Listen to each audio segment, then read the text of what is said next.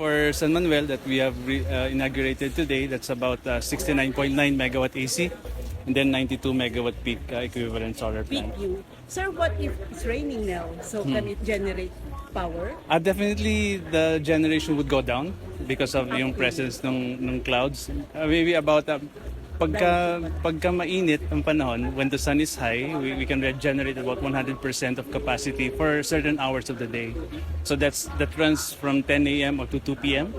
Now, for example, at this time, today, it's already 10:15 p.m. and it's cloudy and raining. The generation can drop about 40-50% depending on the density of the clouds. Okay. Sir, mayroon bang benefit ang San Manuel doon sa capacity? Yes. So, kasi it's will go to grid. so not necessarily on the electricity, but local business tax, real property tax, plus other CSR benefits that we also contribute. But the mandatory benefits that we give, as with all our renewable energy plants, will be the local taxes remitted directly to the municipality. We have also the ER1-94 mandated by the Department of Energy that covers electrification, reforestation, and other benefits specific to the province down to the municipality and the barangay. Sir, mayroon bang plano na mag-increase ng power in San Manuel? Specific for this plant, no. We're fixed already at 69 megawatt AC purely because of the capacity ng NGCP substation natin. The connection space for the substation is quite limited, so we were able to occupy 69.9 megawatts of that, approved by NGCP through a system impact study. Sir, why San Manuel specifically sa Pangasinan? So there are two main criteria that we're looking at for site selection. One would be the irradiance or solar resource. Pangasinan is very solar rich, together with Central Luzon and some areas in Visayas like Negros. Pangasinan is one of the top areas that we're looking at. Not only us, but also other companies.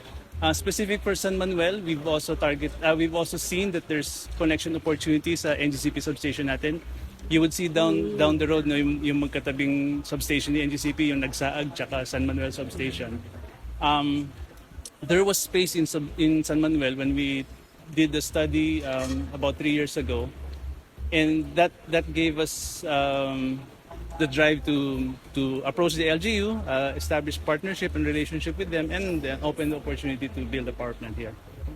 Sir, ilang solar panel po yung nandito and ilan yung cost po na ano natin, and siguro kumusta po ang sustainability po itong solar panel po? So in terms of panel count, we have about 150,000 pieces of solar panels.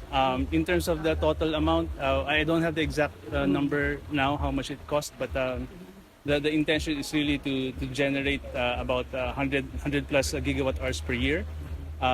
Sustainable meaning if that were generated by a coal-fired power plant or a diesel-fired power plant, the equivalent carbon emission would have been avoided by the generation of the solar plant. Sir. Si Secretary, ship raised or kayo daw po ang pinakamalaki sa buong Pilipinas. So, ilan po lahat ang solar farms or plants nila? So Aboitiz Power as a group, we have about 6,800 megawatts or 6.8 gigawatts of capacity spread across the country in various technologies, so base load and renewable energy. Now in terms of solar count, in terms of operating, we have 2, 3, 4, 5, 6, 7. This is the 7th. And shortly, a few months later, we will have the 8th solar plant in Zambales. All of these form part of the 6,800 megawatts that we have under the fleet of Aboitiz Power. Sir, meron po ba kayong target for this year kung gano'ng kadaming solar power plant ang ipapatayo? At ano po ang yung mga requirement para ang isang bayan o ang isang lugar ay pwede nyo magtayuan ng solar power plant? So in terms of the year, we on average, we aspire to commission 500 megawatts per year in various locations.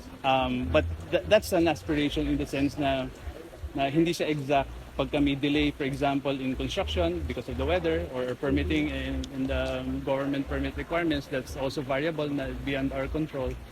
So the target moves higher or lower, but the average is 500 megawatts per year, which is what we aspire. Again, solar, renewable energy is site-specific. So kung wind, for example, kung saan malakas yung hangin, kung hydro, kung nasan yung river. For solar, kung saan mainit. That's the first criteria we look at. And then, kung meron ba tayong kakabitan sa grid. So, we are fortunate that San Manuel is a combination of grid connection availability and investor friendliness of San Manuel LGU.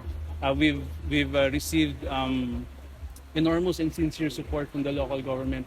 They're very transparent and candid as well on what they require in terms of community assistance, support as well, care for the environment. So we're committed. We've implemented our various CSO strategies so far. As mentioned a while ago, we've donated already about 133,000 seedlings. More to come. But that's a part of our commitment when we build a power generating facility in the LGU, as what we've also done in other areas within the Philippines. Sir, among the three, ikaw muna, follow up. Yun, panguli na ako eh. Sir, among the three towns where you establish solar farms, which is the most difficult to, in terms of environment, in terms of area, saan po yung mas pinakamahirap kayong nagpatayo ng solar farm? So the areas are, the challenges are specific to site. I wouldn't say ano yung pinaka-challenging, all are challenging. But there are engineering solutions on how we build a power plant, but that's only half of the equation.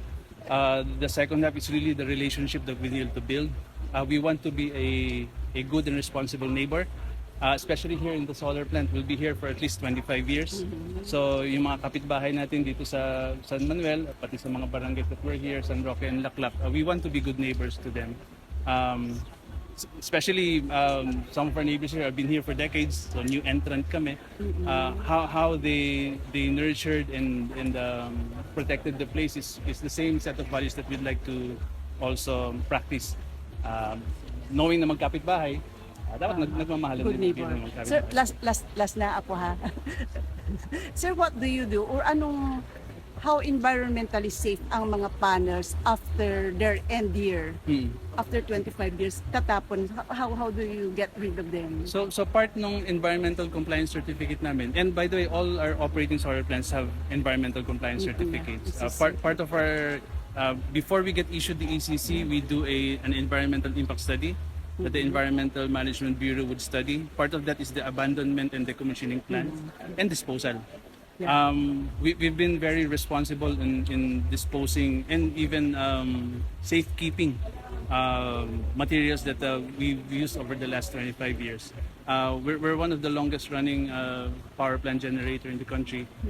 Although our oldest plants are really hydro plants. So we've had assets and materials that we decommissioned. We've kept them in accordance to what we've committed in the ECC. Proper safekeeping, the disposal will be in accordance to when we transport that to a repository area, that transport contractor should be accredited by DNR. And well, in the Philippines, wala pa tayo na decommission na solar plant kasi. Yeah, okay. The oldest solar plant came in early 2010. So plus 25 years and 2035 pa yun. So we will see some disposal activities from various companies 2035 onwards. As far as Aboitiz is concerned, we have a robust plan for decommissioning and disposal. Sir, ano na lang po, mensahe po mula sa Aboitiz, lalo nagpatayo po kayo dito sa San Manuel. Any message po namin po mga kumain po ito, pag-suporta rin po sa mga pangkita.